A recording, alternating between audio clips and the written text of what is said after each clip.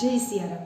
શું આપણા બાળકને આપણે માતા પિતા દુશ્મન જેવા લાગીએ છીએ, અથવા આપણા દ્વારા અપાતી નાનામાં નાની સલાહને પણ શું બાળક નજરઅંદાજ કરે છે? તો આજે તેની પાછળનું કારણ જાણીએ. ઘણીવાર આપણે માતા પિતા બાળકને એટલો બધો સુધારી દેવા માંગીએ છીએ કે એને એક રોબોટ બનાવી દેવા માંગીએ છીએ. એના માટે વારંવાર નાની નાની વાતોમાં ટોકીએ છીએ, ઠપકો આપ્યા કરીએ છીએ, પણ અજાણતા અજાણતા આપણે આપણા બાળકથી દૂર થતા જઈએ છીએ. ઘણીવાર માતા પિતા મને કહે છે કે બાળક અમારું સાંભળતો નથી, પણ માતા પિતા તરીકે આપણે બાળકને કેટલી વાર સાંભળીએ છીએ? ઘણા માતા પિતા કહે છે કે બાળક અમને સમજતું નથી, તો આપણે બાળકને કેટલા અંશે સમજીએ છીએ, એની લાગણીને કેટલા અંશે સમજીએ છીએ? એક બેસ્ટ એક્ઝામ્પલ કે બાળકને સુધારવા માટે આપણે કોઈ એક જ એની પહેલી ટેવ પકડવાની છે.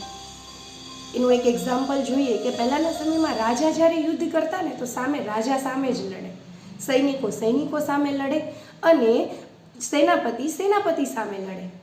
એમ આપણે રાજા તરીકે સામે બાળકને રાજા ગણીએ, પણ એની બધી જ ટેવોની એક સાથે લડશું તો એની એક પણ ટેવ આપણે સુધારવા માટે સક્સેસ નહીં થઈએ.